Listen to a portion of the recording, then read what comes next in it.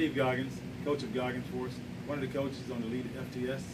I'm here with John Greaves, founder of GarageGymLife.net, and we're here to talk about this past weekend. We had the USPA National Drug Testing Championships here in Atlanta, and John is on the Goggins Force team, and he's one of my lifters, so we wanted to go over what went wrong with his meet.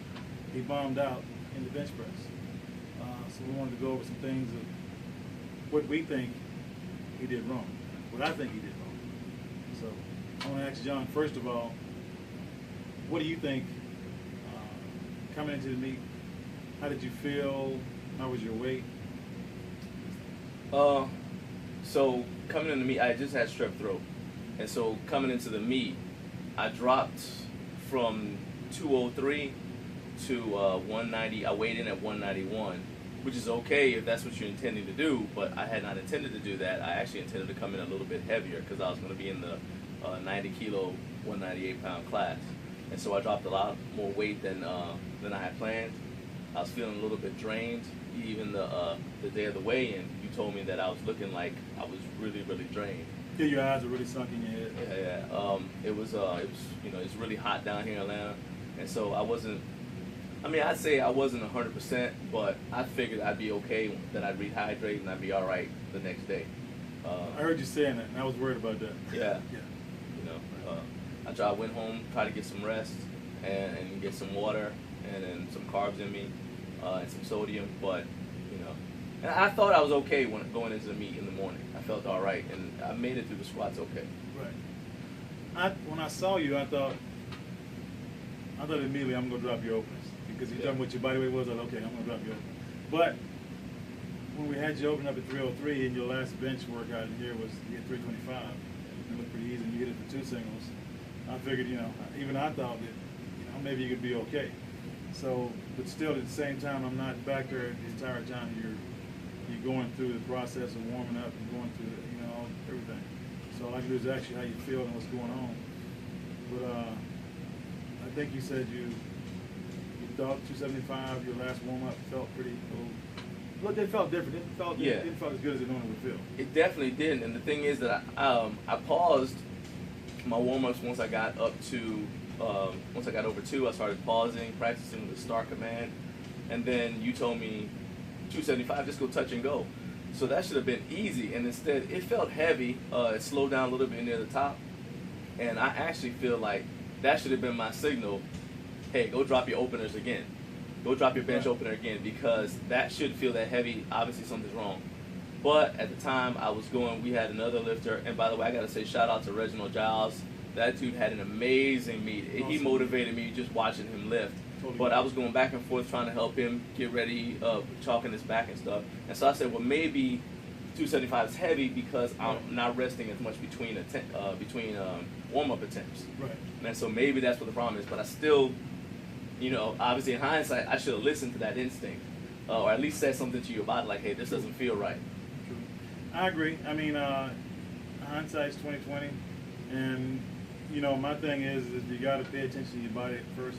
A couple of weeks ago when you said you had strep throat, when you said you had strep throat and you were 2 weeks out, I personally thought you wasn't going to get on the meet. Yeah. I didn't, what I'm saying? So I thought it was, that's showing your heart and you really wanted to do the meet to enter the meet. So at that point, it was just we had to make the right decision to call the right attempts and not worry about what your previous goals was, but worry about more so what you have in your body, what you can actually do.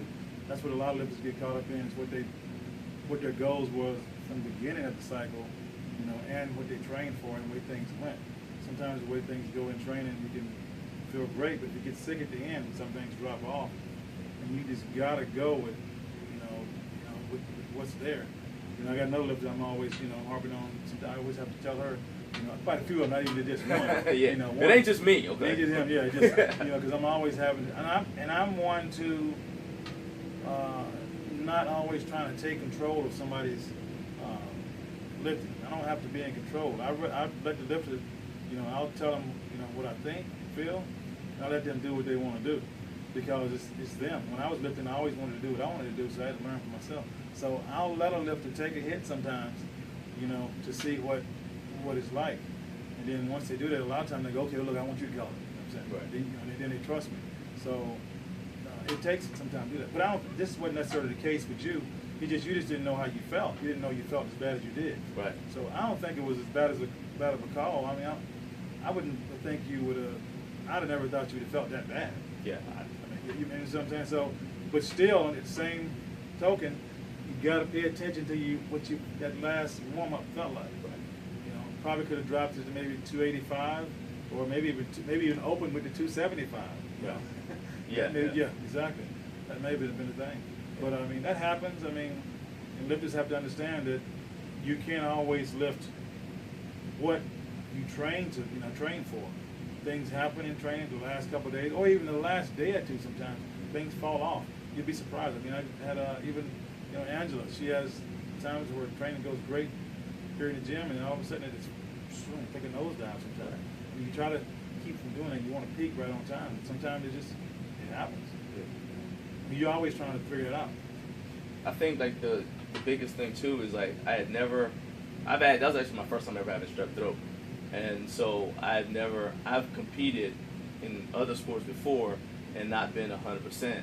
I used to fight, and I thought, well, maybe I'll be okay, but it's not the same thing, because in every other sport you're competing against another human being, and there's the element of strategy and other things you can do to take advantage of just the situation with another human. The bar doesn't care about your strategy. It's basically you against yourself. No, and then I didn't take that into account. Right, and then you were loaded up with antibiotics, right? Yeah. For how many days? Oh, 10 days. 10 days. 10 days. I mean, my experience with antibiotics is, whenever I had to do it right before meet, it just wasn't going to be the same.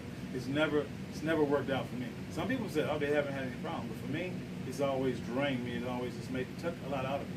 So I think they just kind of like just take all the good stuff out of your body a lot of times. And it just, I don't know exactly, I can't. It's killing the good bacteria too, probably. Yeah, it is. Yeah, you have to take, the Aphrodophyllus, whatever you're taking. I mean, and yogurt and all that stuff. But I mean, during this time with me, you need time after that too. After you've taken antibiotics, you didn't really have enough time to really, recover. So I mean, it's a lesson learned, and I think this will never happen again. No, and I bounced back. I mean, I went home, and I got to the house and signed up for another meet.